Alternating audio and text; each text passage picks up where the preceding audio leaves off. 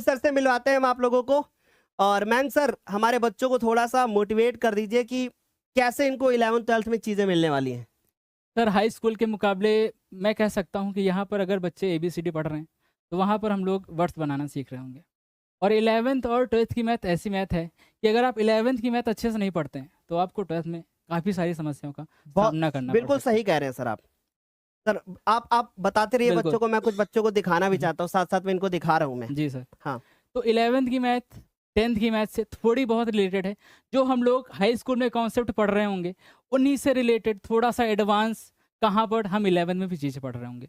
जैसे कि कुछ काफ़ी सारे चैप्टर यहाँ पर सर जो हैं हाई स्कूल में वो 11th में मिलते हैं हमें। जी। ठीक है। और अगर हाई स्कूल में आप अच्छे से पढ़ते हैं तो 11th में आपको बहुत सारी आसानी होगी। काफ़ी बच्चे सर क्या करते हैं कि हाई स्कूल में अच्छे नंबर मिल जाते हैं, उसके बाद वो ओवर कॉन्फिडेंस हो जाते हैं थोड़ा सा। लेकिन हमें ऐसा नहीं होना है। हमें मेहनत करते रहना है लगातार, हमें अपने समय को लगातार खुद पर इन्वेस्ट करते रहना है, समय को व्यर्थ नहीं करना है। आपके अकॉर्डिंग सर देखिए, मैं तो इन बच्चों को बात बताता ही रहता हूँ। आप भी मतलब अपने छात्र जीवन में आप यस सर। जैसे पढ़ाई करते थे, या आप इनको ये बताइए कैसे ये मोटिवेट और हो, कैसे ये बोर्ड एग्जाम में मैथमेटिक्स को और स्ट्रांग कर सकते हैं, आपके अकॉर्डिंग क्या होना चाहिए? सर मैथमेटिक्स को सबसे ज़्यादा अगर स्ट्रॉन्ग करना है तो आपको अच्छे से कॉन्सेप्ट को पकड़ के चलना है, कॉन्सेप्ट को अच्छे से समझना है और उस पर बेस्ड जितना हो सके उतने ज़्यादा क्वेश्चंस को लगाना है। क्योंकि क्वेश्चन जब आप लगाएंगे तो आपके कॉन्सेप्ट क्लियर होते जाएंगे और आपने जो पढ़ा है वो बहुत अच्छे से आपके दिमाग में बैठ जाएगा। तो क्वेश्चंस की प्रैक्टिस जितना कर सकते हैं उतना ज़्यादा करिए भाई, क्योंकि एट द एंड आपको पेपर में सॉल्व क्या करना है, क्वेश्चन से सॉल्व करने भाई। तो क्वेश्चन की प्रैक्टिस प्रैक्टिस और सिर्फ प्रैक्टिस, आप जितनी प्रैक्टिस करेंगे उतना बेहतर होते जाएंगे अपने सब्जेक्ट में, वो चाहे वो मैथ्स हो, चाहे फिजिक्स हो, चाहे केमिस्ट्री हो। हाँ, सर ने बहुत अच्छे से एक्सप्लेन किया। और सर जैसे कि अभी आप उस पे करके आए हैं क्लास को, यस सर। और अभी मैं इन बच्चों को ये यहाँ पे दिखाने की कोशिश कर रहा हूँ कि भाई देखो, सिर्फ 10th तक हमारा लक्ष्य नहीं है, हमारा लक्ष्य है हाई लेवल में जाने का। बिल्कुल आप सर। लोग 11th में जाओगे इस बार, और बड़ी टीम आपको ज्ञानोदय पे देखने को मिलेगी, है ना। सारे टीचर बहुत अच्छे से सब चीजें तैयार कर रहे हैं। बहुत सारे टीचर ऐसे हैं जो अभी कैमरे के सामने नहीं आए हैं, पर हमारे साथ में वो हैं, एक लंबे समय से हैं, अभी आ चुके हैं हम लोगों के पास। तो एक बढ़िया सी टीम आपको मतलब आगे देखने को भी मिलने वाली है।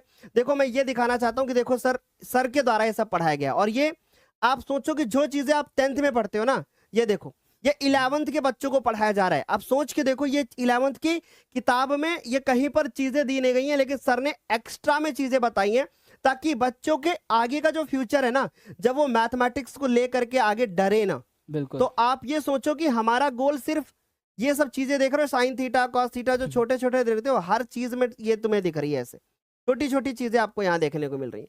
तो मैं आपसे बस यही कहना चाहता हूँ कि अभी आप 10th में बहुत अच्छे नंबर लाना चाहते हो, आप डेली हमारे साथ मेहनत करते रहिए। 11th बिल्कुल। 12th में हम एक बढ़िया सी टीम के साथ आपके साथ आ रहे हैं। और जैसा कि मयंक सर ने बताया, सर एक छोटा सा सवाल है आपसे। बिल्कुल। जब आप क्लास 10th में थे तो आप कैसे पढ़ते थे, एक बार बच्चों को बताइए। और मैं आप लोगों को बता देता हूं कि मयंक सर बहुत ब्रिलियंट थे। मैथमेटिक्स, इनको छात्र जीवन में मैथमेटिक्स किंग कहा जाता था। ठीक है, मतलब मैथमेटिशियन वाले किंग कहलाते थे। बच्चे इनको हमेशा इनसे खुद सवाल पूछने जाते थे। ठीक है, इनसे खुद सवाल पूछने जाते थे। सर आप क्या करते थे, एक बार बता दो सर बच्चों को, सर 10th में क्या मैं करना जब था? हाई स्कूल में था तो मुझे मुझे सर मैथ से प्यार हो गया था। हम्म। मैं क्या करता सर, बस मैं 24 घंटे में से ये कह सकते हैं 6 घंटे 7 घंटे तो मैं केवल मैथ्स लगाया करता था। मैथ्स, केवल मैथ्स, केवल मैथ्स।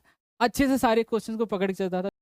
किसी को भी ये नहीं सोच के चलना भाई ये तो इतना एकदम आसान सा क्वेश्चन है, ये तो हमसे हो जाएगा, है ना। कभी कभी क्या होता है वही क्वेश्चन किसी और तरीके से पूछ लिया जाता है तो हमें समस्याओं का सामना करना पड़ता है। तो हमें क्या करना है, हमें भाई छोटे से छोटे क्वेश्चन, बड़े से बड़े क्वेश्चन अच्छे से सभी को प्रैक्टिस करना है। और आपके शिवम सर तो बहुत बेहतरीन तरीके से भाई अरे, मैथ पढ़ाते हैं, क्या ही कहा जाए।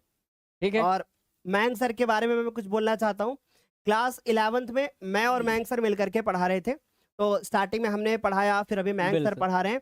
तो अब मैं आप लोगों को बताना चाहता हूँ 11th की मैथ सर कितने चैप्टर हो गए, ये बता दो बस सर इतना। ये मैं इसलिए बताना चाह रहा हूँ कि सर 2 अभी चैप्टर्स बचे हैं बस। मैथमेटिक्स में 2 चैप्टर हैं, और वो भी सर हमसे ये बोल रहे हैं कि सर मैं अब आराम से इसलिए पढ़ा रहा हूँ, एक्स्ट्रा और चीजें बता रहा हूँ। ये चीजें मैं आपको यस जो सर। पीछे दिखा रहा था किताब में नहीं सर है। हम लोग 11th में जो डिफरेंशिएशन करके एक टॉपिक होता है हाँ, उसको हम 12th के हिसाब से पढ़ा रहे हैं बच्चों को। सोच लो। और ये मतलब अभी मैं पीछे प्रूफ दिखा चुका हूँ, ये आज की क्लास की पीडीएफ थी 2, क्योंकि पीडीएफ अपलोड होकर के हमारे पास यहाँ पे आ जाती हैं। तो आप ये सोचो कि इस महीने में 11th के बच्चे अपना सिलेबस खत्म कर चुके हैं ना, बिल्कुल। एक आधा चैप्टर बचा हुआ है हाँ बस, सर। है ना, वो भी आराम से सर पढ़ा रहे हैं, नहीं तो अब तक खत्म हो गया होता, क्योंकि हमारा टारगेट क्या है 31 अक्टूबर। 12th की मैथमेटिक्स में भी समाकलन खत्म हो गया है, समाकलन के अनुप्रयोग, राइट, सब खत्म हो गया सर, डिफरेंशियल इक्वेशन अभी हम लोग पढ़ रहे हैं। सोच लो और कहाँ तक सर पहुंच गए हैं। तो मैं इसलिए कह रहा हूं कि और एक एक क्वेश्चन कराया सर आपने, बिल्कुल सर, एक एक एक NCERT क्वेश्चन, का। एक एक एग्जाम्पल, कुछ भी नहीं छूटा सर। जैसे आपको कराया जाता है ना शक्ति बैच के अंदर, बिल्कुल वैसे न्यू बिल्कुल बैच उसी लक्ष्य प्रकार बैच के सर। अंदर भी वैसे ही कराया जाता है। तो जब आप लोग 11th 12th में जाओगे तो सोचो, जो हम लोग टारगेट देते हैं ना 31 अक्टूबर तक, वो बिल्कुल टारगेट अचीव होता है, और 31 अक्टूबर तक एक एक सवाल हम लोग करा देते हैं, है ना, बच्चों बिल्कुल का। सर। बस ये है कि कुछ बच्चे देर में आते हैं तो उनका बैकलॉग हो जाता है, लेकिन बैकलॉग खत्म हो जाता है, इसमें कोई बहुत बड़ी बात नहीं है। मैंग सर, आप कब से पढ़ा रहे हैं, मतलब कितना टाइम हो गया? सर मुझे पढ़ाते पढ़ाते आप कह सकते हैं कि करीब करीब मुझे 6 से 7 साल हो गए। 6-7 साल हो चुके हैं। और मैंग सर के बारे में आप लोग बहुत अच्छे से जानते हो, लॉन्चिंग के टाइम पे भी आपने मैंग सर को देखा होगा, है ना। अभी अपना जो 11th 12th वाला चैनल है उसी पे सर अभी क्लास खत्म बिल्कुल। करके आए हैं। तो आपके अगर कोई दोस्त हैं, भाई हैं, बड़े हैं, तो उनको बताइए कि 11th 12th की मैथ सर पढ़ा रहे हैं, ठीक है। चलिए बिल्कुल सर कंटिन्यू करते हैं अब हम, है ना, बिल्कुल हमें सर। पढ़ाना है सर आपकी ओके क्लास, बच्चों, बाय बाय, टेक है ना। केयर। और बच्चों को सर एक लाइन बोल करके मोटिवेट कर दीजिए कुछ। बिल्कुल, मैं सर यही कहना चाहूँगा बच्चों से कि समय बहुत ज़्यादा इंपॉर्टेंट है, बहुत बलवान है। समय का सदुपयोग करेंगे, समय को सही जगह पर इन्वेस्ट करेंगे, तो आप फ्यूचर में एक बहुत ही अच्छे, बहुत ही सक्सेसफुल आदमी बन पाएंगे। तो समय का सही जगह पर, सही प्लेटफॉर्म पर अच्छे से इस्तेमाल करें उसका, और आगे बढ़ते रहें, पढ़ते रहें। धन्यवाद। ठीक है, तो अब मेरी